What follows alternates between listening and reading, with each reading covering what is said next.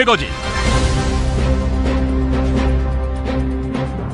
2016년 1월 7일 목요일입니다. 오늘은 역사학자 전우용 선생의 트위터 글을 소개하면서 시작하겠습니다. 한국이 더 강한 나라가 될 수 있도록 위안부 할머니들이 희생해달라. 엄마 부대가 이런 말을 했지요. 이에 대해서 전우용 선생, 반도의 영광을 위해 정신대에 나가라던 70여 년 전 여성 지도자들과 똑같네요. 일제강점 피해자가 여전히 피해자인 건 이들이 여전히 관변에 있기 때문입니다. 이 여성 지도자들이 말이죠. 엄마 부대 대표가 또 이런 말을 했지요. 내 딸이 위안부였어도 지금처럼 한 번 더 희생하라고 할 것이다. 한편 고 장준하 선생 부인은 친일 청산과 남북 평화 통일을 앞당기는 일에 제 자식들이 목숨을 걸고 동참한다 해도 막지 않을 것입니다. 이에 대해서 전우용 선생은 이건 정치 성향의 차이가 아니라 품격의 차이입니다. 이렇게 말을 했습니다. 그러면서 전우용 선생은 한국이 더 강한 나라가 될 수 있도록 위안부 할머니들이 희생해달라고 요구하는 자들이 낯을 들고 다닐 수 없도록 하지 못하면 강한 나라는커녕 온전한 나라도 될 수가 없습니다. 희생자들에게 또 다른 희생을 요구하는 자들의 나라는 나라가 아닙니다. 한편 미국의 진보적인 월간지인 카운터펀치는 이번 위안부 문제 해결을 두고 이보다 완벽한 항복은 상상하기 어렵다. 만약 이것이 사과라면, 그래서 한국 정부가 피해 보상 요구를 중단한다면, 이와 비슷한 사과를 몇 번 더 받으면 한국은 국가로서 기능을 더 이상 하지 못하게 될 것이다. 이렇게 통렬하게 지적했습니다. 엄마 부대 대표 주옥순이라는 자는 제가 예전에 애비나 딸이나 이러면서 2013년 말에 박근혜 대통령을 야유할 당시 저를 검찰에 고발했던 이력이 있는 인물입니다. 그 건은 어떻게 됐는지 잘 모르겠습니다. 한번 검찰에서 조사받으러 나오라고 연락을 했는데요, 저한테. 안 나가겠다고 했는데 그 뒤로 연락이 없습니다. 한편 주옥순 씨, 여야 어디든 자기를 부르면 정치할 마음이 있다. 이렇게 말했다고 하는군요. 반드시 알아야 할 뉴스로 이어가 보겠습니다.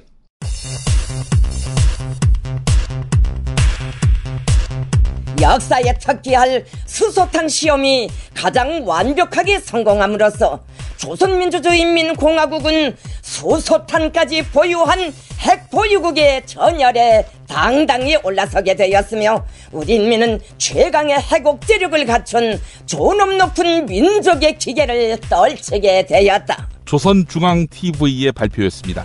북한이 돌연 중대 발표를 통해서 수소폭탄 실험에 성공했다고 밝혔습니다. 그러나 기존 원자폭탄의 수백 배에서 수천 배를 능가하는 수소폭탄의 위력을 감안할 때 북한이 실제 수소폭탄 개발에 성공했는지는 검증돼야 할 것으로 보입니다. 이준식 사회부총리 겸 교육부 장관 후보자의 자녀가 직업도 없는 상태에서 고가의 부동산을 매입한 것으로 확인돼 증여 여부를 해명하라는 요구가 제기됐습니다. 29살에 10억대 아파트를 구입했다는 것입니다. 트라우마 치료 전문가인 김선현 차의과대학교 교수가 더불어민주당에 입당했습니다. 올해 4월 총선을 겨냥한 문재인 대표의 인재 영입 사호이자 여성 인재 영입 케이스로는 첫 번째입니다. 증권업계의 개혁 바람을 일으킨 주진영 한화투자증권 사장 영입 역시 추진되고 있는 것으로 알려졌습니다. 고 김대중 전 대통령의 부인 이희호 여사가 자신이 안철수 의원에게 꼭 정권 교체하세요라고 했다는 중앙일보 보도, 어제 조간 브리핑 시간에 전해드렸지요. 이희호 여사가 이 보도에 대해서 어이가 없다 이렇게 말한 것으로 알려졌습니다. 작은 아들인 김홍걸 박사는 이희호 여사가 안철수 의원을 만났을 때 이야기를 들었을 뿐 어떤 언급도 하지 않았다 이렇게 전했습니다. 검찰이 최경환 경제부총리 겸 기획재정부 장관에게 면죄부를 주었습니다. 최경환 부총리 인턴이 중소기업진흥공단에 특채됐다는 의혹과 관련해 최 부총리를 혐의 없음 처리한 것입니다. 최 부총리에 대해서 지난해 말 서면 조사를 했지만 최 부총리가 기억이 없다, 자세한 기억이 안 난다 라고 답변했다는 것이 이유입니다. 그러면은 수사를 더 이상 진척 안 시키나요? 경찰이 한일 위안부 협상 폐기와 소녀상 이전 반대를 주장하면서 소녀상 앞에서 노숙 집회 중인 대학생들에 대한 수사에 착수해서 파장이 일고 있습니다. 한편 어제가 수요 집회 24년 되는 날이었습니다. 1212번째 집회에서 이용수 할머니 어떤 발언을 했는지 들어보시죠. 역사의 산증인 이용수입니다. 여러분이 이렇게 모두 해결해 주시는데 우리 조그마한 학생이 저 앞에 앉았습니다. 뭐를 알고 이 추운데 맨 땅에 앉아서 쳐다보니까 쌍긋쌍긋 웃어가면서 이렇게 앉았습니다. 그래서 저는 또다시 아니다. 만약에 내가 해결하지 않으면 또다시 저는 우리 어린 학생들, 우리 후손들한테 돌아가니까 내가 또다시 우리 소녀들한테, 우리 후손들한테 돌아가지 않기 위해서 책임을 넘기지 않기 위해서 절대로 해결하겠습니다. 저 나이, 우리 나이로 아마 89입니다. 운동하기에 딱 좋은 나이입니다. 여러분 어떻습니까? 여러분들 보니까 해결해 주시는데 저도 앞장서겠습니다. 감사합니다.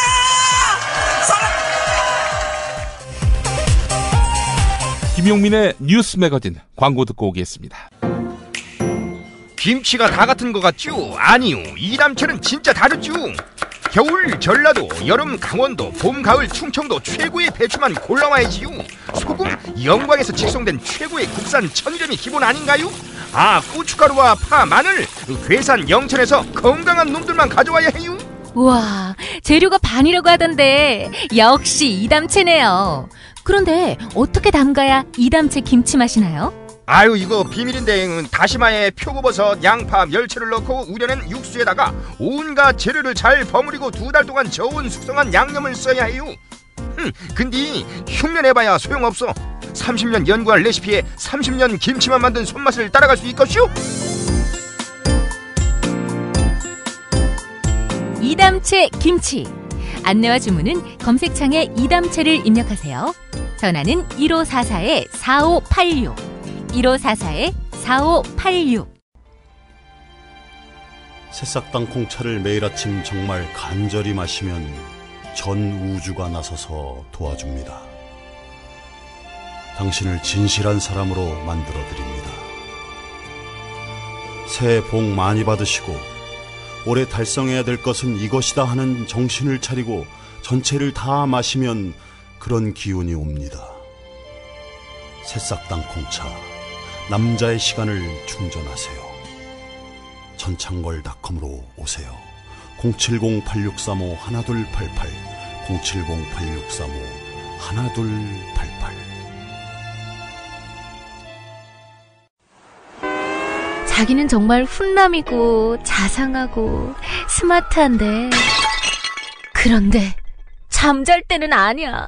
정말 아니야. 진짜 엽기야. 그럴 수밖에요. 그렇게 코를 골아대는데 본의 아닌 결례 이제 그만. 간편하고도 반영구적인 코골이 방지기구 24,000원이면 됩니다. 심한 코골이와 수면 무호흡 걱정 마세요. 99% 감소 효과를 보장합니다. 검색창에 코골이 119, 코골이 119를 입력하세요. 문의는 1566-0783. 조선의 딸로서 잘하는 죄밖에 없는데. 남북 통일 만세! 새날이 올 때가 불리한 진술을 거부할 수 있습니다. 김무성 나와! 이나 민주주의를 하라 이 새끼야!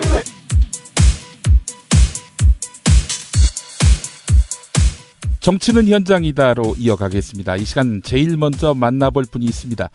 북한의 수소탄 실험 논란과 관련해서 최고의 군사평론가 김종대 정의당 국방개혁단장 연결했습니다. 김종대 단장님. 네, 안녕하세요. 예. 자, 수소탄 실험. 이 진짜 수소탄 실험 한 게 맞는지 국정원은 일단 의아해하고 있습니다. 이거 어떻게 보십니까? 예, 저도 상당 부분은 좀 의문을 갖고 있습니다만은, 예. 그러나 이제 북한의 핵 전략이 제법 체계적으로 구사된, 예. 앞으로 수소탄 개발의 지향성을 매우 뚜렷하게 표방한 의미 있는 실험이었다고 저는 생각합니다. 예. 이제 그 북한의 핵 개발이 지금 보시면은 크게 세 가지 방향으로 전개가 되고 있어요. 예. 2013년에 핵실험을 할 때, 예. 북한이 뭐라 그랬냐면은 소형화, 경량화, 다종화 한다 그랬거든요. 예. 이번에 핵실험은 소형화 실험입니다. 네. 즉, 원자탄, 이 핵무기를 작게 만들어가지고, 예. 이 핵폭탄이 폭발하는 걸 기폭장치로 해서 핵융합 반응이 일어나는가 안 일어나는가 보자. 예. 즉, 수소폭탄 개발에 단초를 여는 것이죠. 예. 예, 이게 이제 소형화, 이번에 핵실험이고, 예. 그 다음에 다종화, 이거는 작년 12월에 했을 것으로 보여지는 잠수함 발사 미사일입니다. 예. 예, 이게 지금 거의 한 것이 확실시 되는데, 여러 가지 어떤 투발 형태를 갖추는 다종화 실험이 병행이 되고 있는 것이고요. 네. 그 다음에 이제 경량화죠. 장거리 미사일에 소형 탄투를 장착해서 미 본토를 때릴 수 있는. 아하. 이 세 가지가 지금 이제 동시다발적으로 진행이 되고 있는 걸로 보여져요. 예. 그러니까 북한의 핵의 어떤 개발의 철학이랄까, 그 방향이 이제는 제법 짜임새 있게 자리를 잡아가고 있는 거 아닌가. 예. 이런 면에서 이번이 수소폭탄 실험은 아니라 할지라도 예. 앞으로 수소폭탄 실험을 하기 위한 그 어떤 경로에는 이미 진입을 했다고 저는 봅니다. 아직까지 국제사회는 북한이 핵을 보유한 나라가 아니다.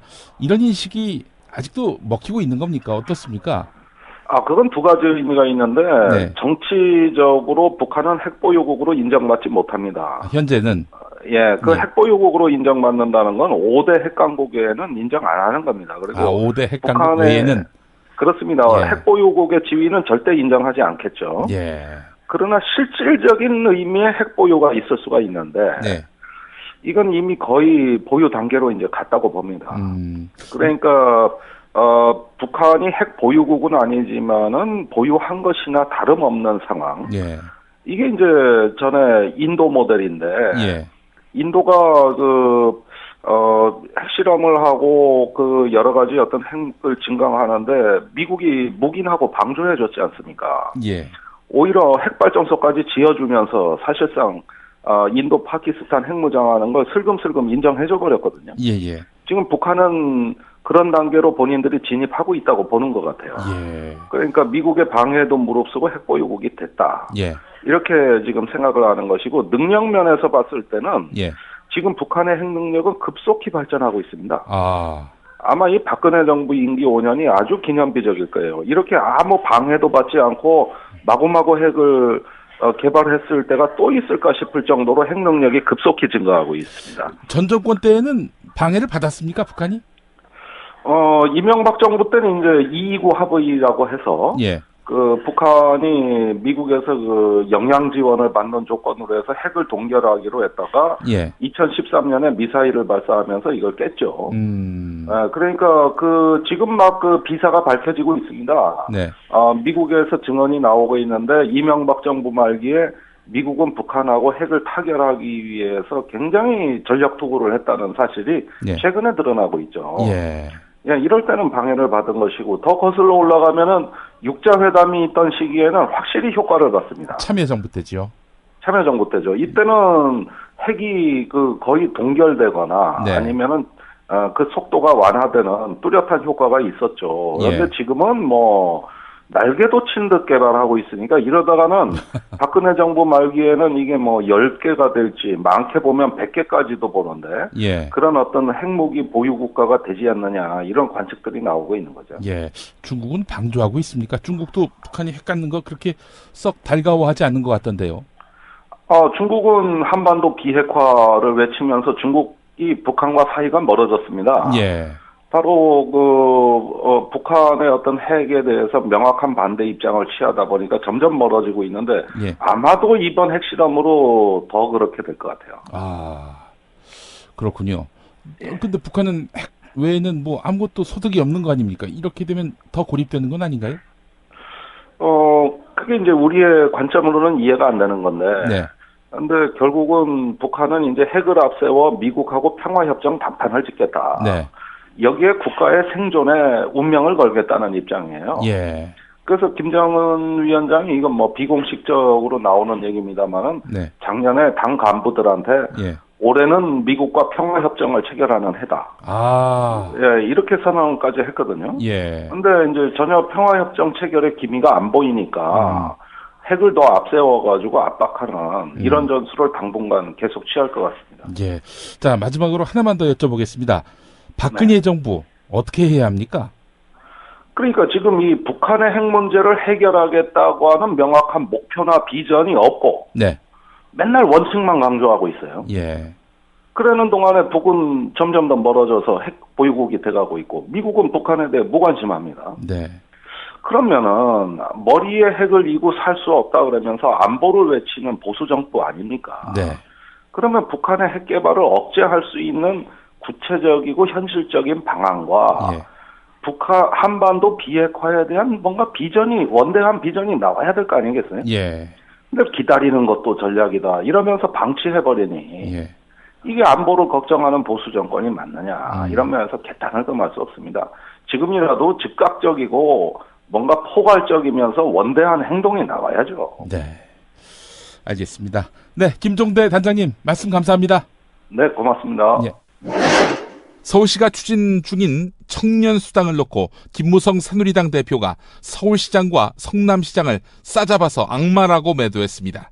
김무성 대표는 20대 총선이 다가오면서 눈앞의 표만 생각하는 인기주의가 고개를 든다면서 이렇게 말했습니다. 들어보시죠. 20대 총선이 다가오면서 당장 눈앞의 표만 생각하는 무분별한 인기 영합주의가 고개를 들고 있습니다. 야당 소속 지자체장이 있는 성남시는 정부의 반대를 무릅쓰고 청년 배당, 무상교복, 공공산후조리원 등 소위 3대 공짜 복지를 강행한다고 합니다. 서울시 또한 취업을 준비하는 청년들에게 월 50만 원에 달하는 공짜 수당을 지원하겠다고 하면서 무리를 빚고 있습니다.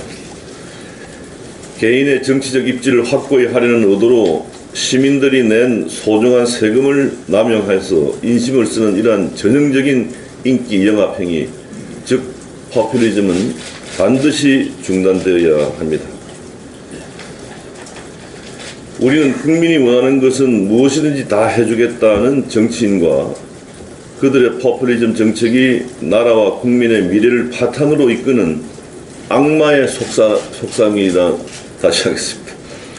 악마의 속삭임이라 하는 사실을 잘 알아야 합니다. 한때 소득 3만 불이 넘었던 그리스는 정권의 과도하고 무책임한 복지 포퓰리즘으로 인해서 현재 국가 경제가 도저히 헤어나오지 못한 힘든 수렁에 빠졌습니다. 포퓰리즘의 규칙한 무상 복지는 지금 당장 삼키기에는 달콤할지 모르지만은 나라의 국간을 좀 먹고 결국에는 나라와 재정을 거들내는 치명적인 독과 같습니다. 우리는 그리스와 같은 망국의 전철을 밟지 않도록 항상 포퓰리즘의 위험성을 경계해야 하며 사회적 약자를 위한다는 그 포장에 현혹되어서 포퓰리즘이 횡행하는 것을 국민 여러분과 함께 온 힘을 다해서 막아야 하겠습니다. 자, 그러자 박원순 서울시장은 자신의 트위터에다가 악마의 눈에는 악마만 보입니다라는 말이 있습니다. 청년들의 고용절벽 해소 정책을 악마에 비유하다니요. 너무하십니다. 정치는 소통이고 평화입니다. 라면서 억울함을 호소했습니다. 박원순 시장은 이어서 페이스북에도 악마 운운하기 전에 파탄난 경제, 경색된 남북관계, 실추된 위안부 할머니들의 명예를 찾아주는 일이 먼저 아닐까요? 라고 반문한 뒤 언론 플레이만 하실 게 아니라 당면한 청년 문제를 논의할 사회적 논의기구를 국회가 주도하든 정부가 주도하든 만들어주시면 서울시는 적극 참여하겠습니다. 라고 말했습니다. 이재명 성남시장도 뒤질세라 트위터에다가 복지 공약을 지키는 내가 악마라면 복지 공약을 해서 표를 얻고도 파기한 새누리당과 박근혜 대통령은 악마의 왕 사탄쯤 되겠네 라고 받아쳤습니다. 최재성 더불어민주당 의원은 탈당한 김한길 의원이 원내 교섭단체 구성이 가능하다고 호언한 데 대해서 교섭단체에 목숨을 걸고 있는 것은 88억짜리 구태라고 지적했습니다. 최재성 의원 오늘 CBS 라디오 김현정의 뉴스쇼에 나와서 이렇게 말했습니다. 김한길 전 대표는 탈당 결심한 의원들이 교섭단체를 구성할 만한 수준, 즉 20명 넘어선다 이런 말을 어제 했습니다. 어떻게 생각하세요? 저는 그 셈법 자체가 구정치라고 생각을 합니다. 진정으로 국민들과 함께 미래를 얘기하고 현재 어려운 상황을 돌파하기 위해서 우리가 총선에서 승리하고 이겨야 된다라고 한다면 홀몸으로라도 그 가치를 부여잡고 국민들께 다가가야 된다고 봅니다. 그러나 교섭단체에 목숨을 걸고 있는 것은 88억짜리 저는 그 구태라고 생각을 합니다. 지원금 말씀하시는 거예요? 교섭단체 아니면 자신들이 국민들이 반응할 수 있는 함께할 수 있는 그런 정책과 노선 신념을 가지고 해야지 왜 교섭단체가 마치 이 자신들의 정치를 하기 위한 전제 조건처럼 됩니까? 그게 과거의 셈법이고 저는 익숙한 구태라고 생각을 합니다. 이 정도가 근데 나가긴 나갈 거라고 보세요? 흐름 이제 안에서 보시는 분위기가 있을 거 아닙니까?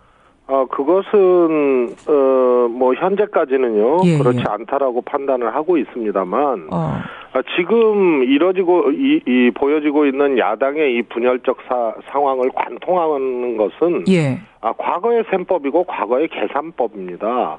이 지금 탈당하신 분들이나 당대표 지내신 김한길 전 대표께서 국가의 비전이라든가 국민의 삶에 응답하겠다는 내용 내지는 신념 이런 것들이 있습니까?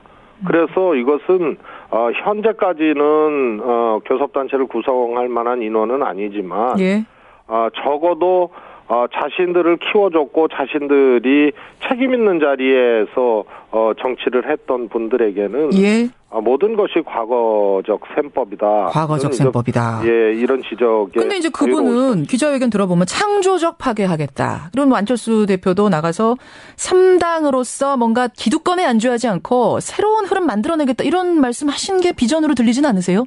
스스로들의 그런 창조적 미래라든가 창조적 정치라든가 뭐 저는 용어도 분명하게 익숙치 않습니다만 분명히 감이 안 잡힙니다만 그런 것을 제1야당에서 그냥 국회의원도 아니고 대표까지 지내시고 책임 있는 자리에 있으셨던 분들이 자신들의 주의 주장이 먹혀 들어가지 않는다고 탈당을 한다면 저도 지금 제가 생각하는 정치개혁이나 제가 생각하는 정치에 대해서 12년 동안 한 번도 만족스럽게 이 정당에서 구현된 적이 없습니다. 저도 탈당해야 됩니까? 한편 최재성 의원은 안철수 의원이 끝까지 선거연대는 없다고 단언한 데 대해서 쓴소리를 했습니다.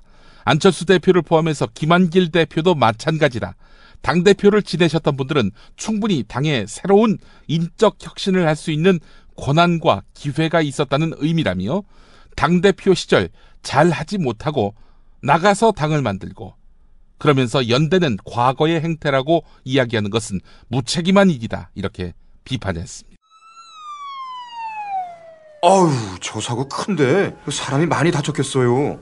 저 차량은 뭐가 그리 급하다고 과속 운전에 끼어들기까지 하나? 아니 근데 운전자 보험은 가입했을까? 운전자 보험이요? 저런 인사사고 때에는 상대방한테 형사 합의금을 지불해주는 운전자 보험 말이에요. 변호사 비용도 주고 벌금도 보장해주는 운전자 보험. 자동차 보험에서 보장해주지 않는 대인 합의금을 보장해주는 보험 말이에요? 그거 굉장히 비싸지 않나요? 아니에요. 난 7,000원 운전자 보험 카페에서 가입했는걸요. 뭐라고요? 7,000원 운전자 보험 카페? 홈쇼핑에서도 월 2만 원에서 3만 원이던데. 버스도 승합차도 트럭도 자가용이라면 7,000원 운전자 보험 카페. 우와 대박. 비싼 보험료 때문에 힘드시죠? 풀보장 운전자 보험을 저렴하게 만나는 가장 좋은 방법. 다음 네이버 카페에서 7,000원 운전자 보험을 검색해보세요. 전화문의는 02-849-9730. 10년차 베테랑 손해보험 전문 설계사가 평일은 물론 주말 공휴일에도 상담해드립니다. 다시 한번 전화문의는 02-849-9730. 7,000원 운전자 보험, 택시, 버스, 트럭 등 영업용 차량 운전자 보험도 상담해드립니다.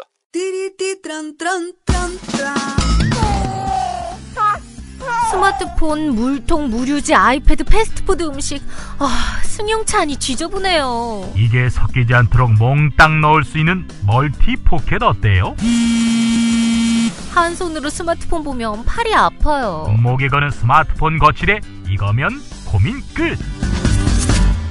우와, 아이디어 장렬. 어디서 살 수 있어요? 즐거운 아이디어, 재미있는 쇼핑몰, 재미월드요.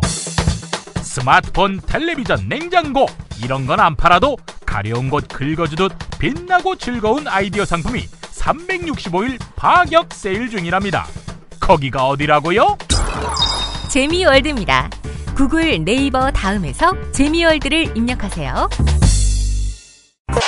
공화국 참치 논평. 구이동 대양 참치를 맛보지 못한 국민 여러분은 진정한 참치 맛을 보기 위한 강도 높은 중대 조치를 취하실 계획을 표명하시고 곧장 구이동으로 달려오시기 바란다. 참치에 대한 체질적인 거부감과 적개심을 노골적으로 드러내는 분도 구이동 대양 참치에 오시면 추호도 용납할 수 없는 포악무도한 폭식 행위를 자행할 것이다.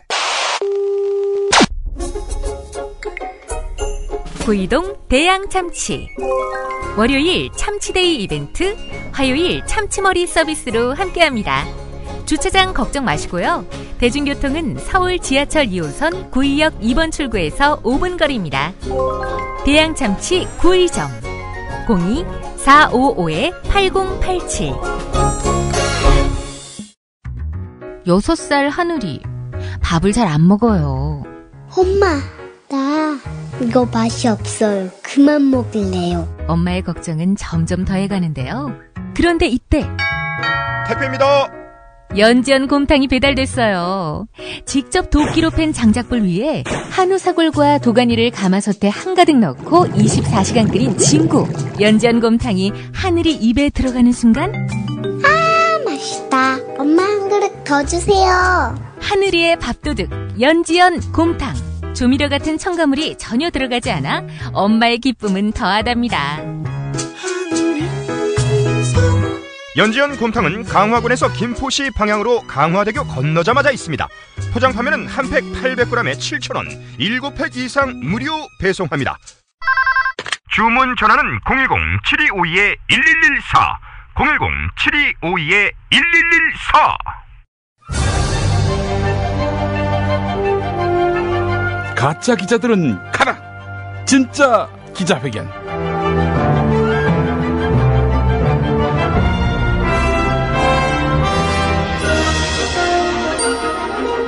지금 대한민국 대통령께서 입장하십니다. 욕근희 대통령과 날마다 인터뷰하는 시간, 욕 대통령 만나보겠습니다. 욕 대통령님 안녕하십니까? 안녕하십니까. 북한의 핵실험에 대해서 강력한 대가를 치르게 할 안보의 신 욕근희입니다. 북한에 대해서 강력한 대가를 치르게 할 것이다. 예, 그 강력한 대가가 얼마입니까? 일본 돈으로 10억엔쯤 되나요? 이 막말 돼지 새끼 또 지랄한다. 야, 10억엔 갖고 되겠냐? 아니 근데 우리가 북한을 상대로 해서 대가를 치르게 할 수단이 있습니까? 뻥카가 아닌가 싶습니다. 북한에 대한 제재 조치, 즉 524 조치를 풀지 않으면 됩니다. 524 조치를 안 풀어서 북한이 손해봤다고 보세요? 당연히 손해를 보잖아. 관광객도 못 가고, 개성공단 제품도 제대로 못 팔고, 북한한테 얼마나 막대한 손해가 있었어. 아니, 우리 기업은 손해를 안 보냐고요. 북으로 가는 길인 우리 남쪽 지역 주민들, 특히 강원도 고성 지역 주민들, 이분들 손해 안 봤냐고요. 2013년 11월에 추산된 결과를 보니까 524 조치로 우리가 손해본 게 10조, 우리가 본 피해의 4분의 1 정도를 북한이 봤다는 겁니다. 아니, 북한이 피해를 보긴 봤잖아. 예를 들어보겠습니다. 상대방 뺨을 때렸습니다. 그런데 우리는 팔다리가 부러졌어요. 이거 누가 손해입니까?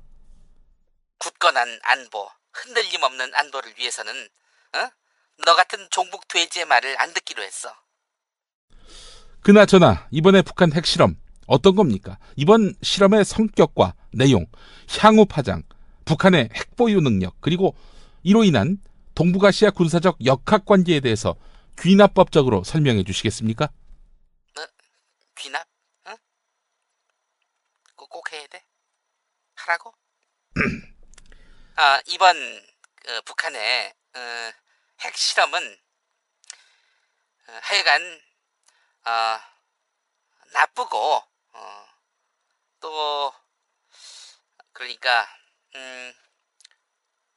무책임하고 그래서 반드시 척결해야 하고 그러니까 반드시 그러니까 대가를 치르게 해야 한다. 이렇게 생각합니다. 예, 뭐 제가 요근희 대통령님께 큰 기대를 안 건 게 다행입니다. 이거 하나만 물어보겠습니다. 이번 핵실험이 과거 핵실험하고 뭐가 다릅니까?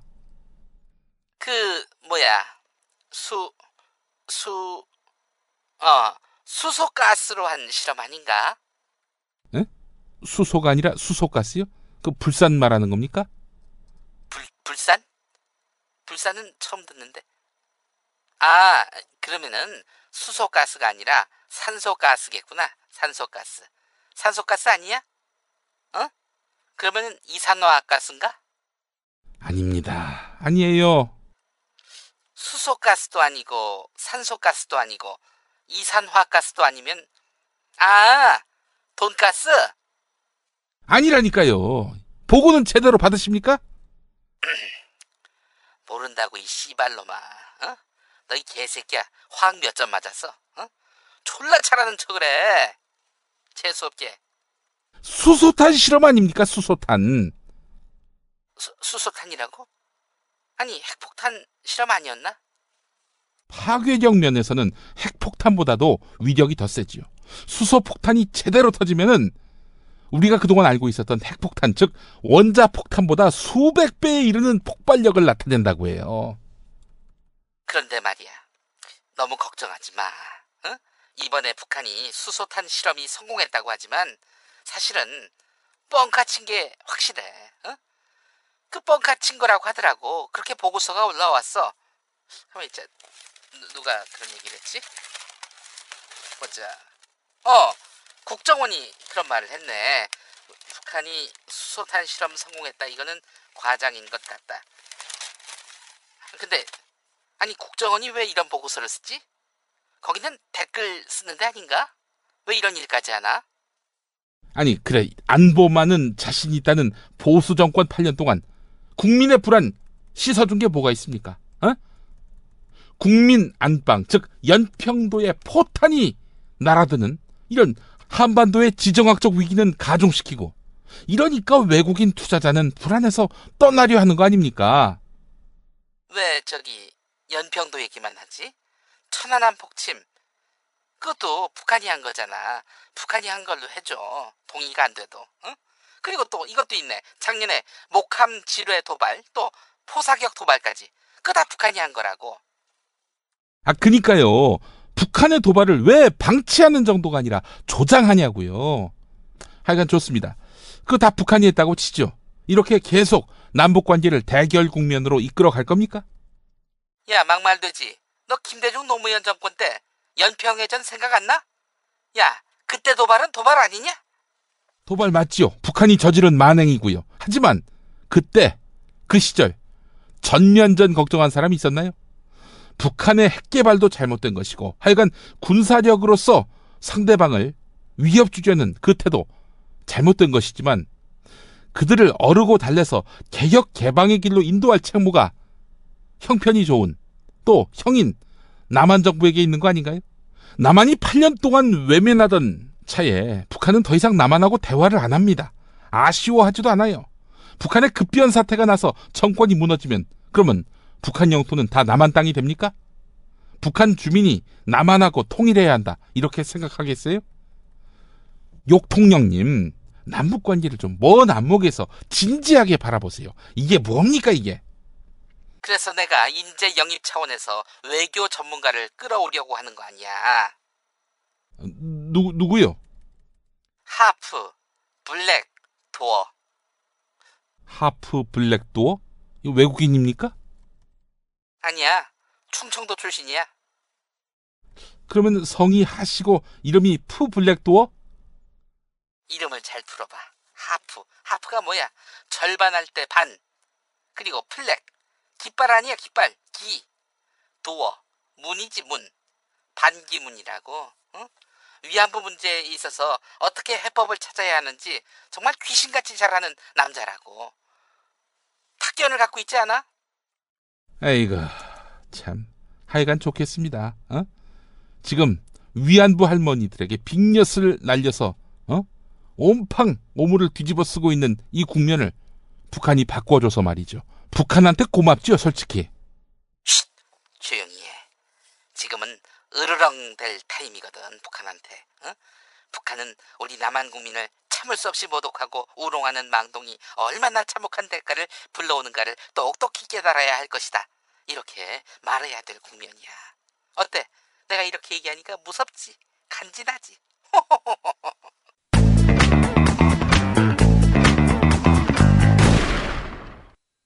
정치 한 건에서 시간입니다. 오늘도 한겨레 김태규 기자와 함께합니다. 정치바 바텐더이기도 하지요. 김태규 기자님 나와 계십니까? 예, 정치바의 모범 바텐더 김태규입니다. 예, 자 오늘 첫 소식 무엇보다도 가장 우리 애청자분들이 관심 가지실 내용인 것 같은데 말이죠. 네. 오늘 중앙일보가 단독 보도한 내용 아닙니까? 그렇습니다. 이희호 여사가 안철수 의원에게 지지 의사를 표시했다. 일단 그 이희호 여사의 지지 발언, 안철수 의원 쪽에서 주장하는 그 지지 발언을 먼저 좀 소개를 해드릴게요. 예. 지난 대선 때 내가 좋아했었다. 안철수 당신을 좋아했었다. 네. 단일화 과정에서도 많이 좋아하고 응원했는데 마지막에 후보를 내려놓게 돼 안타까웠다. 네. 올해 총선에서도 많은 숫자를 가져가야 하는데 이번에는 강한 모습을 보이고 있어 뭔가 이뤄질 수 있는 희망을 느꼈다. 꼭 주축이 돼 정권 교체를 하시라. 예. 이렇게 격려하고 지지하는 발언을 하셨다는 건데요. 네. 이 발언이 나오자 김홍걸 씨, 이희호 여사의 세 번째 아들이죠. 삼남 김홍걸 씨가 보도자료를 냈습니다. 그래서 뭐라고 말씀하셨냐면 오늘자 중앙일보 보도와 관련해서 어머니께 직접 확인한 결과 어머니는 안철수 의원의 말을 듣기만 했을 뿐 다른 말씀을 하신 적이 없음을 확인했다. 사실과 다른 보도 내용에 대해 어머니께서 어이가 없어 하셨다. 이렇게 밝혔습니다. 야, 정면으로 뒤집은 거네요, 보니까. 네, 그렇죠. 일단 그 대화를 나눴다는 자리가 20분 동안 비공개 자리였다는 거 아닙니까? 그게? 비공개 자리죠. 예. 네. 그제 그 김보협 기자하고 저희가 인터뷰했을 때 선임 바텐더라고 했나요? 네. 우리 1호 바텐더. 1호 바텐더. 예. 네. 1호 바텐더 얘기로는 그 20분 동안 별 얘기 없었을 것이다.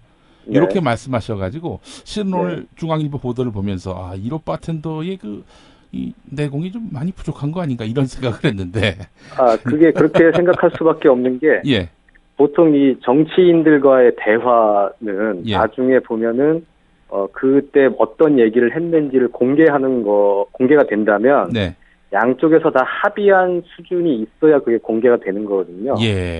만약에 합의가 안 되고 일방적으로 한쪽에서 저 사람이 저런 말을 했다고 했는데 그 사람이 나 그런 말 한 적 없다고 하면 이쪽이 바보가 되기 때문에 그렇죠. 그래서 비공개 만남이나 그 이후에 그 상황을 발언을 전하는 것은 양쪽의 조율이 당연히 필요한 사안입니다. 그렇기 때문에 만약에 정말로 이희호 여사가 안철수 의원을 지지를 했다면 그리고 그거를 공개를 하려면 이희호 여사 쪽에 동의를 얻어야 하는 거죠. 근데 이 보도를 보니까 네. 안철수 의원 쪽 관계자의 말인 것 같습니다. 보니까. 네. 예. 그렇다면은 이건 어떻게 보면은 언론 플레이다 이렇게 봐야 되는 거 아닌가요? 예. 그래서 안철수 의원 쪽에서는 뭐 이렇게 얘기를 했습니다. 예. 두 분이 나눈 얘기가 보도돼 예. 이희호 여사께 누를 끼친 점에 대해서는 죄송스럽게 생각한다. 일단 이렇게 고개를 숙였는데요. 네. 그러면서 이제 한마디 붙인 게 예. 안 의원과 20분 동안 면담했는데 네. 듣기만 하셨겠느냐. 예. 이렇게 이제 한마디 붙였거든요. 그러니까 뭐 전혀 없는 얘기는 아니다. 이제 이렇게 반박을 한 건데. 예. 저는 이번 사태를 보면서 예. 안 의원 쪽의 어떤 그 아마추어리즘이 이뤄낸 그 해프닝이 아닌가 그런 생각을 했어요. 아마추어리즘이다. 예. 그러니까 아까도 말씀드렸지만 양쪽에서 다 동의를 하고 예. 추인을 해줘야 그 발언 내용이 나중에 공개가 되고 확인이 되는 건데 예. 확인이 안 되는 발언을 그렇게 공개를 하고 나중에 확인을 받지 못하면 이게 거짓말이 되는 거잖아요. 무슨 말이에요? 예. 너무 어처구니가 없습니다, 이게. 예, 좀 미숙한 언론 플레이가 맞긴 한데 언론 플레이가 좀 미숙하지 않았나 예. 그런 생각이 좀 드네요. 근데 김태규 기자님 보시기에 그런 발언을 한 것 같습니까? 아니면 안 한 것 같습니까? 그거는 뭐 두 분만이 아시겠죠. 예. 두 분만이 아시겠지만 네. 어쨌든 지금 역사에 확인된 사실은 예. 이호 여사께서 그런 말씀을 안 하셨다는 거죠. 두 분 다 그 부분을 확인을 해주셔야 되는데 네. 하셨다는 분이 안 하셨다고 하니까 예. 그걸 어떻게 했다고 입증할 방법이 없는 거 아닙니까? 예. 그렇기 때문에 안 의원 쪽으로서는 어찌 보면 동교동 마케팅, 예. DJ 마케팅을 좀 해보려고 했는데 네. 실패에 그친 사례라고 좀 볼 수 있을 것 같습니다. 근데 저는 사실 오늘 중앙일보 그 기사를 읽으면서 네. 아니 이런 말씀하실 이희호 여사는 아닐 텐데 누구보다도 야권의 단합, 선거 승리를 중시하시는 분인데 이 어느 한쪽에 이렇게 몰빵하시는 태도를 보이실 리 없을 텐데 하는 그런 생각이 들었는데요. 아니나 다를까 저는 그 말을 안 하셨을 거다라는 생각에 좀 더 힘을 싣고 싶습니다. 안 하셨는데 어떻게 이렇게 구체적으로 또 그러면 장문을 했다는 건데 네. 그렇다면 그 장문 실력도 대단한 거고요. 예. 이거를 중앙일보 기자가 왜 동교동 쪽에 확인을 안 했을까요? 그 기사에 보니까 뭐 이희호 여사 측은 그런 말을 한 적이 없다. 뭐 이런 코멘트라도 하나 들어가야 기사가 완성될 것 같다는 느낌이 드는데 그런 내용은 그런 없어요. 말이 들어가면 오히려 기사가 안 된다고 생각했을 수도 있겠죠. 이게 바로 보수 언론, 기득권 언론의 또 야권이 안 되기를 바라는 정파적 언론의 그 한계 아니겠습니까? 아니 김태규 기자님이 기사 그렇죠. 쓰신다면 어떡하시겠어요? 아까 김용민 씨께 말씀하셨던 것처럼 이 상식적으로 볼 때 이호 여사가 이런 발언을 하기가 쉽지 않은 거잖아요. 그렇죠. 예, 그러면 안철수 의원 쪽에서 그런 얘기를 하더라도 의심을 당연히 품어야 되고. 그렇죠. 이른바 이제 크로스 체킹인 거죠. 네. 당연히 이호 여사 쪽에 확인을 하는 게 맞죠. 네. 안 했습니다. 중앙일보는. 예. 자, 다음 이야기로 한번 넘어가 보도록 하겠습니다. 오늘 아무래도 빅 이슈지요. 북한 수소탄 실험 어제 아침에 했었는데 북한이 어제 이제 핵실험을 했습니다. 예. 김정은 아주 젊은 지도자가 유화책을 쓰는 것 같았는데 글쎄 말이에요. 전혀 또 예상도 못하게 핵실험을 해서 지금 남한은 물론이고 중국, 미국도 매우 이제 당혹해하는 상황인데요. 예. 그 부분보다 저는 박근혜 대통령의 이 말씀에 좀 주목을 했어요. 예. 국회의 정쟁을 중단하라고 말씀을 하셨습니다. 예, 이럴 때일수록 나라가 안정을 유지하고 흔들림이 없도록 해야 할 것이다. 예. 앞으로 어떤 대치 상황이 올지 모르므로 정치권에서는 모든 정쟁을 멈추고 국민의 안위를 위해 다 같이 힘을 모아주시기 바란다. 어떻게 힘을 모으라는 거예요? 저는 참 좀 이해가 안 되는 게 정쟁이라는 표현을 하셨잖아요. 예. 네, 그 정쟁을 유발한 사람이 누굽니까? 우리 저 박근혜 대통령이시잖아요. 글쎄 말이에요. 노동 5법, 이런 대통령 관심법 다 통과시키라고 하고 연말까지. 네. 뭐 이렇게 다 말씀하셔서 이른바 정쟁을 그렇게 본인이 유발해 놓으시고 지금 나라가 지금 위기니까 위험한 상황이니까 정쟁을 그만두라고 하시니 참 유체이탈 화법이 좀 지나치다 그런 생각이 좀 들었습니다. 한 발 더 나가서 쟁점 법안 이참에 통과시켜라. 여야가 합의해서 상황이 이렇고 하니. 그런 메시지도 담겨 있는 거 아닐까요? 그렇게 되면 이제 정쟁을 또 해야 되잖아요. 그렇게까지는 말씀 못 하시겠죠. 예. 하여간 이런 박근혜 대통령의 유체이탈 화법을 보면서 국민은 더 불안해하는 것 같습니다. 뭐 대가를 치르게 할 것이다 이런 말까지 했는데 이런 허장성세도 사실 꼴불견이고요. 네. 말보다 실력이 중요한 거 아니겠습니까? 그렇죠. 뭐 이런 거에 눈 하나 깜짝하겠어요? 북한이. 자, 하여간 지금 뭐 위안부 피해자 할머니들에게 참 면목 없는 그런 상황 속에서 지금 이 국면은 상당히 호기로 작용할 수도 있겠다 이런 생각은 좀 들더라고요. 그럴 수 있죠. 그래서 조금 어쨌든 북한의 변수라는 게 국내 정치에 있어서는 좀 매우 위험한 요소이고 북한의 행동에 아쉬운 부분도 많고요. 예, 분단 체제를 살아가는 한계인 것 같기도 하고 그런 생각이 좀 오늘 많이 들었습니다. 예. 자, 새누리당으로 한번 건너가 보겠습니다. 지금 뭐 문재인 더불어민주당 대표가 이런 사람 저런 사람 영입하니까 김무성은 뭐하냐 뭐 이런 목소리가 적지 않지 않았습니까? 예. 이런 와중에 오늘 김무성 대표는 이런 와중에 김무성 대표는 뭐 그 사람들이 데려온 그 맨파워보다 우리 맨파워가 더 낫다 뭐 이런 식으로 해서 또 더민주에서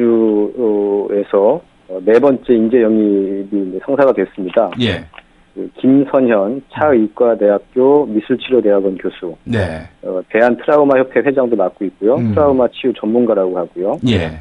일본군 위안부 피해 할머니들과 세월호 희생자 가족들도 이렇게 치유해주고 있는 그런 분입니다. 예. 네 번째죠. 최창원 교수, 김병관 의장, 이수열 전 육자회단 수석 대표.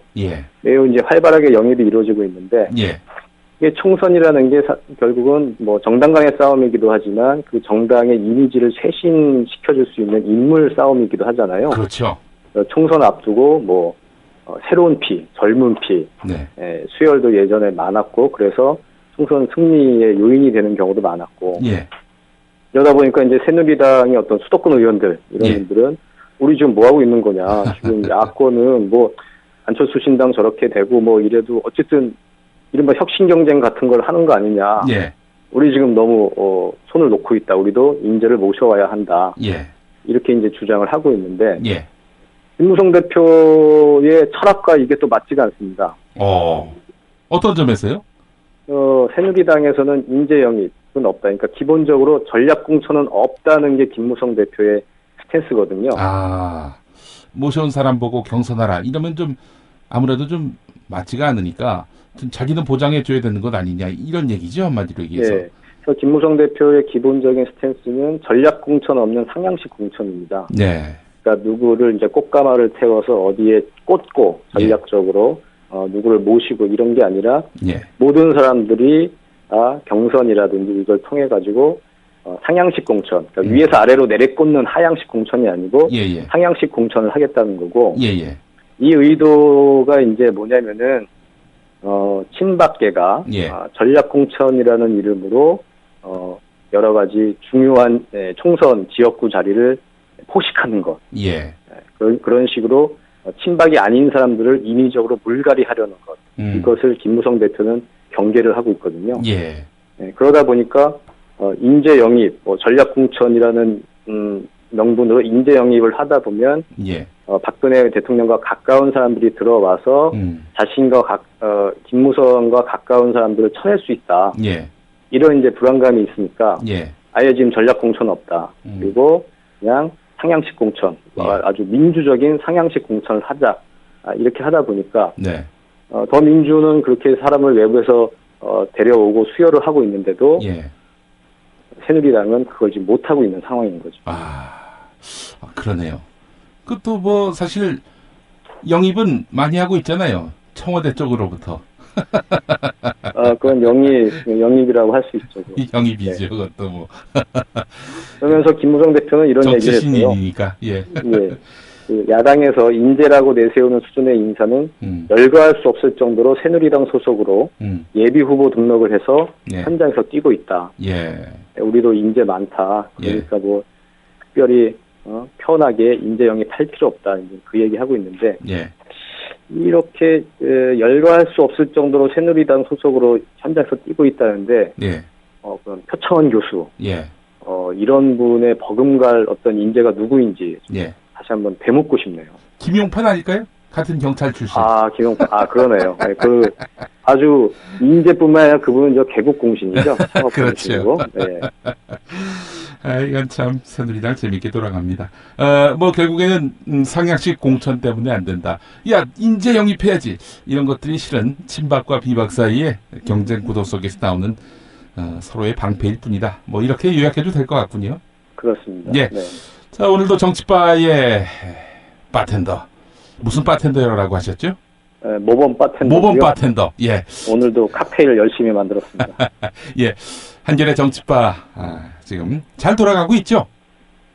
저희는 무탈하게 진수를 했다, 런칭을 했다. 예. 그런 내부 평가를 내리고 예. 조금 더 우리가 사고를 쳐야 되는 거 아니냐. 네. 한 번의 그 도약이 필요하다. 예. 이런 진단을 하고 있습니다. 예. 여러분들이 많이 도와주셔야 됩니다. 알겠습니다. 한겨레 홈페이지 또는 정치바텐더. 다시 한번 주소 알려주십시오. 예. 폴리바.co.kr입니다. 예. 폴리바.co.kr 많이 들러주시길 바라겠습니다. 김태규 기자님 수고하셨습니다. 네. 감사합니다. 네. 고맙습니다. 서울, 경기, 인천 지역의 신축 빌라 정보 빌라타임즈 하나면 됩니다. 현장 나와주세요. 네, 여기는 새로 오픈한 현장입니다. 여기만이 아니라 분양 마감 현장이라면 빌라타임즈의 레이더를 피할 수 없습니다. 빌라타임즈 정보는 알찹니까? 당연합니다. 현장에서 직접 촬영한 퀄리티 높은 사진 여러 장이다. 지도 서비스, 무료 투어 서비스, 무료 상담 서비스까지. 빌라타임즈 짱이죠? 그러다 허위 매물 걸리면요? 포상금 100만 원 약속합니다. 수도권 빌라에 관한 정직한 정보를 모았습니다. 빌라타임즈. 인터넷에서 만나세요. 여보, 나 그날이 오면 떡 돌릴 거야. 당신 말버릇처럼 하더니 정말 그날이 오면 떡 돌릴 거야? 근데 무슨 떡? 이미 더 라이스로 결정했어. 흰쌀만 들어가는 탄수화물 덩어리 떡하고는 차원이 다르다는 더 라이스? 백설기에 흰콩과 현미가 들어가 비타민 무기질까지 담뿍 담긴 떡 더 라이스. 맛도 끝내준다며. 근데 세상이 바뀔 때까지 기다려야 하는 거야? 지금 미리 맛보자고. 홈페이지는 더라이스.net, 전화번호는 02-2605-3644. 선물, 행사, 잔치, 효도, 합격 기원에도 더할 나위 없는 떡, 더 라이스. 다시 한번 홈페이지는 더라이스.net, 전화는 02-2605-3644. 어머나, 이게 다 여기 있었네. 그래요, 충남서산의 명인이 만든 감태가 이슈. 경남 밀양에 눈꽃 동충 하초가 있다 아닙니까? 겁나게 맛있는 나주에 청정 한우도 있단게요. 팔도의 농촌 기업들이 팥가게에 다 모였네요. 팥가게에서 착한 쇼핑하세요. 구글에서 팥가게를 검색하시면 됩니다.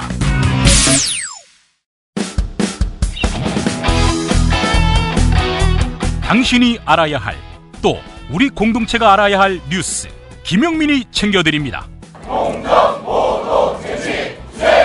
지금은 제1부 뉴스 매거진과 함께하고 계십니다. 경제의 속살을 정밀하게 짚어주시는 관점 있고 내공 있고 심지어 입담까지 내재된 민중의 소리 이완배 기자 연결하겠습니다. 이완배 기자님. 안녕하십니까. 예. 자, 오늘 어떤 이슈 우선 살펴볼까요? 헤럴드 경제에 난 소식인데요. 제목은 개미가 사면 폭락, 공매도 공포 사실로. 이게 증시에 대한 뉴스입니다. 개미가 사면 폭락하고 공매도 공포가 사실로 나타나느냐 이런 건데요. 공매도가 뭡니까 근데? 그러니까 조금 더 설명을 드려야 되겠네요. 공매도라는 건 이제 앞에 공짜가 붙어 있는 것처럼 없는 주식을 파는 제도입니다. 그러니까 비공짜군요. 예, 그래서 쉽게 말하면 주식을 빌려서 파는 건데 아주 간단히 설명을 드리면 이렇습니다. 이제 제가 어떤 기관이나 증권예탁원 같은 데서는 팔 수 없는 주식들이 묶여 있는 게 있습니다. 그러면 거기에 가서 나 그 주식 좀 빌려줘 하고 빌린 다음에 10,000원짜리 주식을 빌려서 이걸 파는 거죠. 실제로 자기 소유가 아닌데도. 그래서 주가가 떨어져서 만약에 10,000원짜리가 8,000원으로 떨어졌다. 예. 그러면 8,000원에 다시 되삽니다. 네. 그래서 그 한 주를 주식으로 갚아버리는 겁니다. 그러니까 한 주를 빌렸다가 한 주를 갚는 거죠. 네. 조금 어렵나요? 그래서 자기는 10,000원을 빌려서 10,000원에 팔았는데 예. 8,000원에 사가지고 다시 그 주식을 갚았으니까 예. 2,000원이 남는 거죠. 그래서 예. 공매도를 하면 네. 주가가 떨어져야 이득을 보는 구조인 겁니다. 아. 네. 그러니까 한마디로 장난치는 거네요. 그렇죠. 근데 이게 문제가 뭐냐면 예. 그러면 이 공매도를 모든 사람이 할 수 있으면 좋은데 실제로는 뭐 모든 사람이 할 수 있다고 하죠. 그런데 예. 기간에 예탁돼 있는 주식을 빌릴 때는 조건이 굉장히 까다롭습니다. 증거금도 걸어야 되고요. 예. 내가 그 주식을 빌렸다가 먹고 튀지 않는다는 것을 보장하기 위한 여러 가지 자격 조건이 있습니다. 그래서 실제로 개인 투자자들은 공매도를 거의 못합니다. 그리고 한국에서는 이 공매도를 하는 그 투자자의 비중이 외국인 투자자가 사실은 80% 이상이 공매도를 사용을 합니다. 예. 이게 문제가 왜 벌어지냐면 예. 이게 도박을 할 때는 서로 공정해야 되는데 예. 이 개인 투자자들은 외국인 투자자들한테 패를 한 장 더 보여주고 지금 진행됩니다. 외국인 투자자들에게는 패가 한 장 더 있는 거죠. 그러니까 개인 투자자들은 주가가 올라야만 돈을 버는데 외국인 투자자들은 주가가 떨어져도 돈을 벌 수가 있는 겁니다. 그래서 어떤 주식에서 갑자기 외국인들이 공매도를 시작을 하면 예. 끈질기게 합니다. 여러 외국 기관들이 연대를 해서 예. 주가가 떨어져야 이득이니까요. 며칠 때 계속 공매도 사인이 나오면 개인들이 겁을 먹습니다. 야, 이거 주식이 더 떨어지겠구나. 예. 그리고 팔죠. 예. 그러면 외국인들은 주가가 더 떨어지죠. 그러면 외국인들은 큰 이득을 보고 개인 투자자들은 이제 지옥을 경험을 하게 되는 거죠. 지옥을 경험한다. 예. 그래서 실제로 이게 뭐 금융에 대한 이야기지만 개인 투자자가 이게 증시에서는 오랜 논쟁이 있습니다. 그러니까 주식이라는 것이 과연 국가의 부를 궁극적으로 늘려주는 거냐 아니면 돈 장난을 하는 거냐 이런 논쟁이 오랫동안 있는데 국가의 부를 늘리느냐 아니면 그냥 돈이 늘어난 척만 하게 보이느냐. 예. 예. 그런데 실제로 적어도 한 가지 확실한 건 개인 투자자들한테는 네. 증시가 절대로 부를 늘려주지 않습니다. 이게 오래된 기록들인데요. 예. 2000년에는 외국인이 한국 증시에서 55% 수익을 냈습니다. 네. 근데 개인의 수익률은 2%였습니다. 아이고, 야. 예, 2011년에는 외국인이 0.66% 마이너스, 조금 손해를 봤죠. 네. 그런데 개인은 마이너스 32%를 띄고 왔습니다. 예. 그리고 2012년에는 외국인이 10%, 예. 개인은 마이너스 18%, 2013년에는 개인이 마이너스 28%, 뭐 이런 식으로. 네. 매년 외국인하고 개인하고 붙어서 이긴 전례가 없습니다. 그러니까 이긴 전례가 없다. 예. 주식으로 해서 돈을 이렇게 벌 수가 없는 거죠. 예. 이게 제가 조금 지금 한국 상황을 보면서 정말 한번 좀 생각을 해봐야 될게요. 예. 금융이라는 게 그런 거지 않습니까? 이제 금융이 돈이 돈다는 뜻인데, 네. 돈이 남아도는 곳에서 돈이 부족한 곳으로 돈을 융통시키는 게 금융입니다. 그래서 교수님이나 저희 나이 때 사람들이 어렸을 때는 나라에서 저축왕 상도 주고 저축 많이 하라고 그러지 않습니까? 그래서 개인들이 저축을 많이 하면 가계 분야에서 남는 돈을 돈이 필요한 기업들한테 빌려주고 기업들은 그 돈으로 사업을 하고 이게 정상적인 금융인 거거든요. 지금 한국 금융을 보면 국제재벌들이 500조 원의 현금을 깔고 앉아서 이걸 다 은행에 금융기관에 집어넣어 놨겠죠.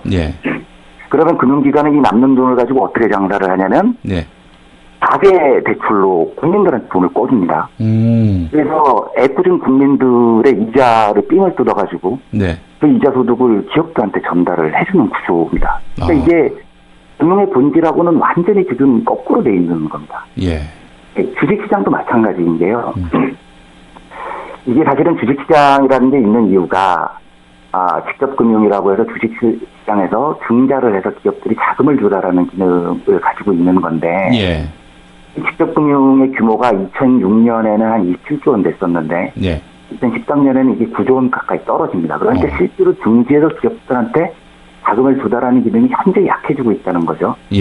더 열이 받는 건 이 자금의 한 56% 정도가 2008년까지만 해도 이게 중소기업들한테 돌아갔습니다. 증시에서 조달되는 자금이. 2013년에는 대기업이 증시에서 조달되는 자금의 85%를 가져갑니다.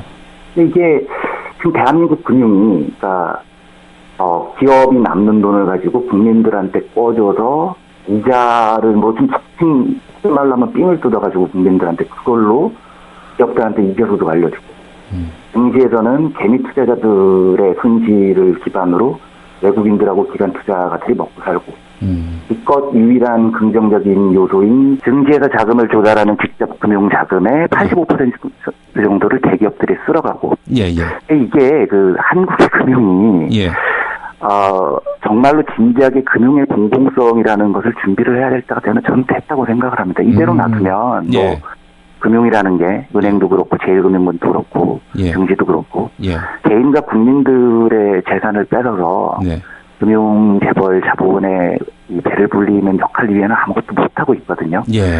정말 진지하게 우리가 금융의 역할에 대해서 한번 고민을 해볼 때가 아닌가 이런 생각이 듭니다. 네. 뭐 이게 개미들만 다 우롱당하는 이런 구조. 이런 구조를 그렇습니다. 개미들이 모르진 않는 것 같더라고요. 알면서도 나는 예외겠지. 이런 마인드가 좀 있는 것 같기도 하고 말이죠. 그런 탐욕이 문제인데 문제는 뭐냐면 개인이 그런 탐욕을 가졌기 때문에 개인 책임이야 이렇게 말할 수가 없다는 거죠. 그래서 이거 그렇기 때문에 더더욱 공공성을 저희가 금융 분야에 도입할 여러 가지 방안들을 고려해 봐야 될 때인 것 같습니다. 근데 강남에서 세금을 많이 안 낸다는 소식은 또 뭡니까 이게? 이게 연합뉴스에 오늘 보도된 내용인데요. 부자 동네가 세금을 더 안 낸다라는 제목이고 서초 세무서의 체납세액이 1위다. 그리고 이제 전체적으로 보면 뭐 서초, 뭐 강남, 방배 이런 지역들 돈 많이 버는 지역의 체납세액이 굉장히 많다 이런 뉴스입니다. 제가 이 뭐 부자들이 세금 안 낸다 이거를 꼬치꼬치 부자들은 역시 나빠 이런 이야기를 하려고 제가 이 기사를 고른 건 아니고요. 제가 사실은 듣기 조금 거북하실 수도 있겠지만 그 이명박 정부가 끝나고 박근혜 정부가 들어설 때 이제 여러 사람들이 저한테 물어봤었습니다. 그러니까 경제적으로는 좀 어떨 것 같냐. 저는 단호하게 제가 그땐 그렇게 대답을 했습니다. 적어도 경제적으로는 이명박 정부 때보다 좋아진다. 박근혜 때가? 제가 이렇게 얘기를 했었거든요. 그래서 왜 그러냐고 사람들이 물어보길래 상식적으로 신이 존재하신다면 이렇게 끔찍한 실수를 2번 연속으로 하실 리가 없다, 기본적으로. 그러니까 이 대한민국에 무슨 억하심정이 있는 게 아니라면 전 정말 진심으로 그렇게 생각을 했습니다. 그러니까 어떻게 이명박 정부 때보다 못할 수가 있냐. 이건 불가능한 거다, 경제적으로는. 늘 그렇게 주장을 했었거든요. 그래서 실제로 박근혜 대통령 초대 경제부총리 현호석 부총리가 이제 1기 부총리신데요. 대부분 분들이 그 현호석이라는 분이 1기 경제부총리였다는 사실도 잘 기억을 못 하십니다. 존재감이 없는 분이에요. 그분. 그러니까 이분이 있었을 때 경제가 그렇게 나쁘지가 않았어요. 왜냐하면 실제로 아무 일도 안 하셨거든요. 제 경험상 이명박 정부 이후에 보수 정부는 경제적으로는 아무 일도 안 하면은 비교적 괜찮습니다. 근데 최경환 부총리가 들어서면서 이게 신이 끔찍한 실수를 이제 2번 연속으로 하시는구나, 제가 그 생각을 좀 바꿨는데, 제가 이 기사를 보면서 드리고 싶은 이야기가 뭐냐면, 이게 지금 그 부자들에게 세금을 걷고, 이게 거의 백발백중 지하경제하고 많이 연관이 있을 겁니다. 과터 자체는 잡혔으니까 지하경제라고 볼 수는 없지만, 세금 체납액이 강남 쪽에서 특히 많은 건 아마 제상상인데, 뭐 룸사롱이나, 뭐 이런 그 정상적인 영업을 안 하는 곳, 그러니까 뭐 대리인이나 가라 사장, 바지 사장들을 내세우고 사업을 하다가 망하면 튀고 뭐 이러면서 발생한 세금 체납이 굉장히 많을 가능성이 높거든요. 근데 그 박근혜 대통령은 후보 시절부터 지하 경제를 그 뭐 활성화라고 발음을 잘못하셨지만 어쨌든 양성화하신다는 공약을 내세웠었고.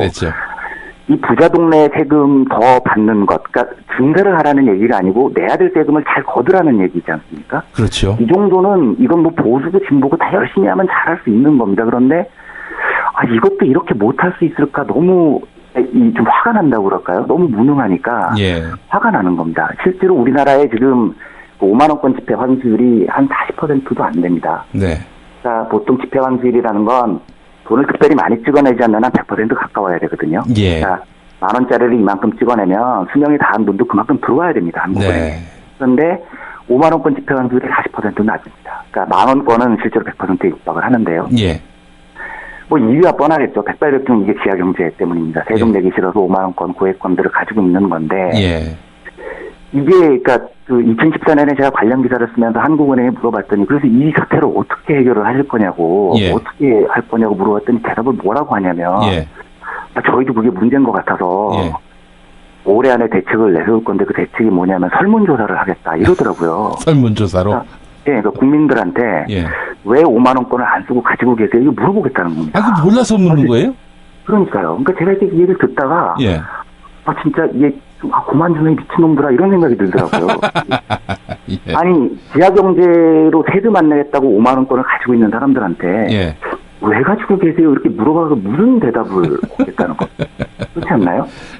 실제로 한국은행이 작년에 5만 원권 이 지하경제 문제 때문에 내세운 실제로 2015년에 내세운 대책이 뭐였냐면 예.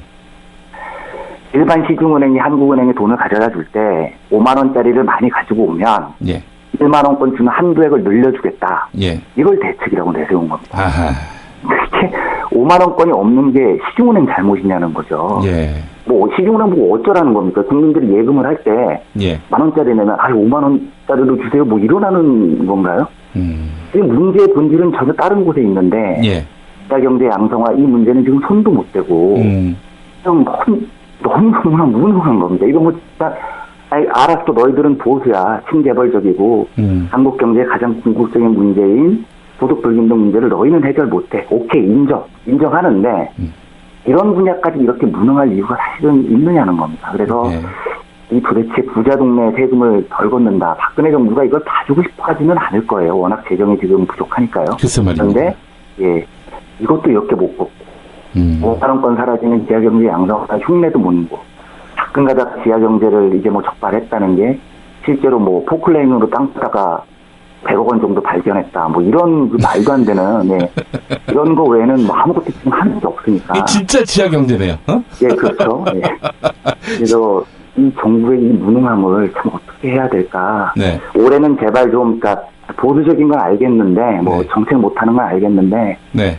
조금 그래도 유능하기라도 좀 하면 하는 이루어지기 어려운 소망을 10년 가져봅니다. 예.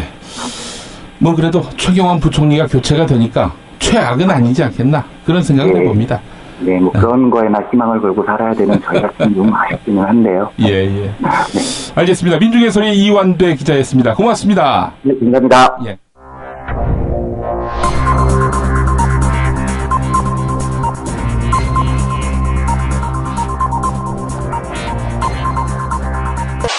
오늘 공화국 논평은 2016년 4월 14일 총선 그 이튿날을 상상하면서 만들었습니다. 절대 이런 일이 없을 거라는 믿음으로 만들었습니다. 오늘 원고는 북한의 조선중앙TV 성명을 기초로 했음을 알려드립니다. 오늘 남조선 국정원의 전투적 호소를 피 끓는 심장으로 받아하는 박근혜 동지 정부가 격동적인 시기에 반만년 민족사에 특기할 대사변을 일으켜 천지를 진동케 하고 있다. 국정원의 전략적 결심에 따라 반인 반신 박정희 각하 탄신 99주년 4월 13일 남조선의 컴퓨터 총선 개표 조작 실험이 성공적으로 진행됐다. 그리하여 새누리당이 단독으로 혼자서 개헌을 할 수 있는 200석 이상을 확보하였다. 우리의 지혜, 우리의 기술, 우리의 힘에 100% 의거한 이번 실험을 통해서 우리는 제 아무리 야당 지지율이 높고 여당 지지율이 낮아도 여당의 승리는 영구불변 정확하다는 것을 완전히 확증하였으며 소형화된 개표 조작 프로그램의 위력을 과학적으로 해명하였다. 역사에 특기할 개표 조작이 가장 완벽하게 성공함으로써 우리 남조선은 다음 대선에서도 새누리당 후보의 승리, 또 혹시나 있을지 모를 공화국에서 박근혜 동지가 영구불멸의 왕이 되는 운주국가로 바꾸는 투표도 승리, 존엄 높은 박씨왕조의 기계를 떨치게 되었다. 우리 공화국이 단행한 개표 조작은 야당, 민주노총, 전교조를 위수로 한 적대 세력들의 날로 가증되는 반대와 저항으로부터 박씨 가문의 자주권과 영구 집권 기회를 철저히 수호하며 조선반도의 평화와 지역의 안전을 믿음직하게 담보하기 위한 자위적 조치다. 사상과 철학이 다르고 갖고 있는 자본과 권세를 내놓지 않는다고 해서 천추에 용납 못할 천대미문의 친일 의혹 덮어 씌우기와 부정, 부패, 독재 이미지 더 씌우기를 가해오다 못해 무지몽매한 닭대가리라고 들씌우려고 발광하는 잔악한 날강도 무리가 바로 종북 좌파들이다. 진정한 평화와 안전은 그 어떤 굴욕적인 대화나 타협에서 이루어지지 않는다. 오늘의 엄혹한 현실은 자기 운명은 오로지 자기 힘으로 지켜야 한다는 철의 진리를 다시금 명백히 실증해주고 있다. 국정원이 국내 정치 개입 포기 선언을 포기하고 다시 총선에서 친박의 전사로 나선 것은 매우 당연하다 하겠다. 사납게 달려드는 승냥이 무리 앞에서 사냥총을 내려놓는 것보다 더 어리석은 짓은 없을 것이기 때문이다. 이번에 우리 새누리당이 쟁취한 단독 개헌이 가능한 국회의석의 눈부신 달성은 박씨 가문의 1000만년 미래를 억척같이 담보하는 역사의 대장거 민족사적 사변으로 찬양된다. 180석이 안 돼서 야당에게 구걸하고 200석이 안 돼서 국회에 구걸하는 이런 비루하고 굴욕적인 과거는 끝내 영구히 분멸되고 말았다. 이제 위대한 남조선 새누리당의 병진 노선을 높이 축혀들고 나가는 박씨 왕조는 무궁번영할 것이다.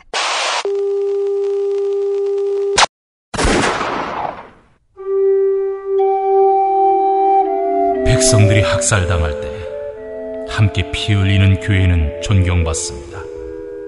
엘살바도르 군사 독재 정권에게 암살당한 오스카 로메로 대주교, 그의 발자취를 따라가 봅니다.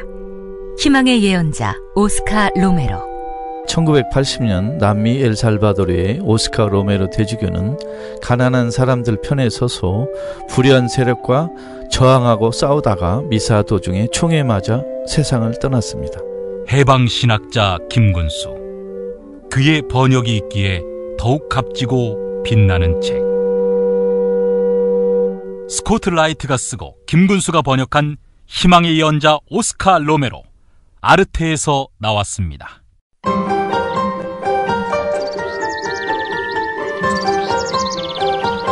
오늘의 날씨.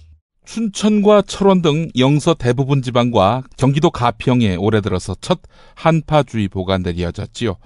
기상청은 오늘 기온이 어제보다 10도 이상 크게 떨어지거나 이틀 이상 영하 12도 아래 머물 것으로 보여서 한파주의보를 발령했다고 밝혔습니다. 오늘 아침 철원과 가평 기온이 영하 11도까지 떨어지겠고 춘천과 인제도 영하 9도가 예상됩니다. 이번 추위는 다음 주 화요일쯤에 누그러질 것으로 전망됩니다. 네, 오늘 김용민의 뉴스 매거진은 김사뭉 전 독립기념관장의 경향신문 시론 역사 없는 시대의 반역사 현상 일부를 전해드리면서 마무리하려고 합니다. 역사 심판론이 무성하다. 박근혜 대통령이 노동개혁이 좌초되면은 역사가 심판할 것이라고 하더니 반기문 유엔 사무총장은 정부의 굴욕적인 위안부 문제 처리를 올바른 용단, 역사가 높게 평가할 것이라고 추임새를 넣는다.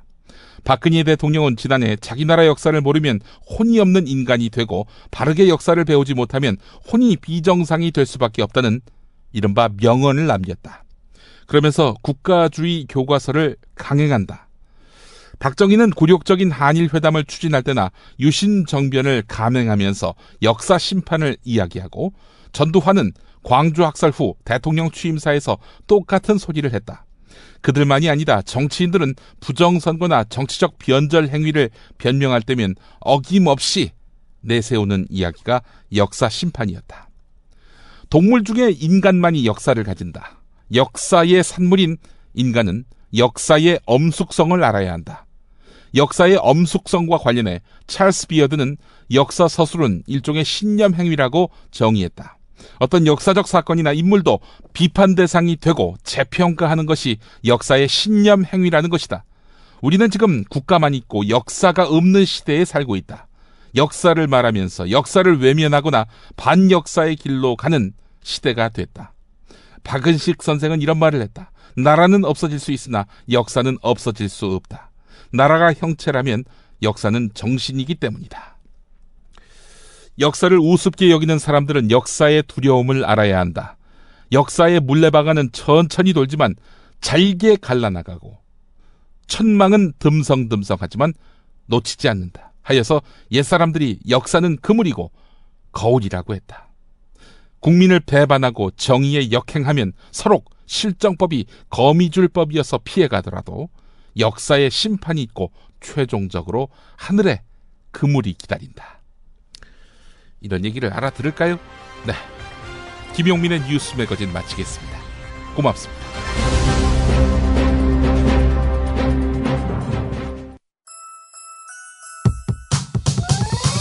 이번 방송 괜찮았나요? 작별의 여운 이렇게 표시해주세요. 다운로드하기, 댓글 달기, 구독하기, 별점 주기.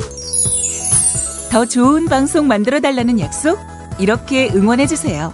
다운로드하기, 댓글 달기, 구독하기, 별점 주기. 기억하셨죠? 다운로드하기, 댓글 달기, 구독하기, 별점 주기.